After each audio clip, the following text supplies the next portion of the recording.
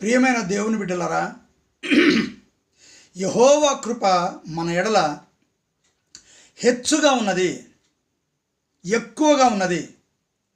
అందుకే మన మరణము నుంచి దేవుడు తప్పిస్తూ ఉంటాడు, మన రోగము నుంచి విడిపిస్తూ ఉంటాడు, మన కష్టములను తొలగిస్తాడు, మన సమస్యలను తొలగిస్తాడు, మన ఇబ్బందులను తొలగిస్తాడు, మనలో ఉన్నటువంటి పాపమును తొలగిస్తాడు.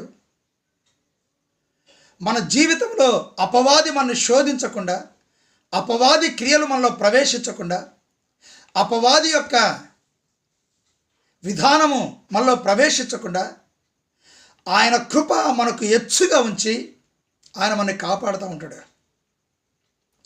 అందుకే ఆయన ఎడల జీవించుచున్న మనము ఆయన యొక్క ఆజ్ఞలను అనుసరిస్తూ, ఆయన కట్టలను అనుసరిస్తూ, ఆయన మాట ప్రకారంగా మన జీవితాన్ని కొనసాగించుకుంటూ, ఆయన కృపలో మనం వెలిగింపబడుతూ, ఆయన సత్యమును అనుసరించచ్చు, ఆయన యొక్క వెలుగును మనం పొందుతూ, ఆయన ప్రభావాన్ని మనం పొందుతూ, ఆయన యొక్క శక్తిని మనం పొందుతూ, ఆయన సన్నిధిలో మొరపెడుతూ, ప్రార్థిస్తూ, ఘనపరుస్తూ, మహిమపరుస్తూ, ఆయన మందిరములో ఆయన ఆరాధిస్తూ, ఆయన స్తుతిస్తూ, ఆయన కృపను మనము జ్ఞాపకం చేసుకుంటూ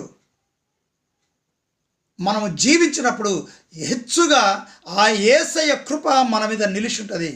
ఆనాడు యెహోవా కృప నిలిచినది, ఈనాడు యేసయ్య కృప మన మీద నిలిచి ఉంటుంది. ఆ కృపే మనం బ్రతుకు కాలమంతా క్షేమమును కలిగిస్తుంది. యేసయ్య కృపే మన జీవితంలో క్షేమంగా జీవించే కృపను మనకు దొరుకుతుంది. ఆ కృపను నువ్వు పొందాలని యేసు ప్రభు ఇష్టపడతా ఉన్నాడు. ఆమేన్.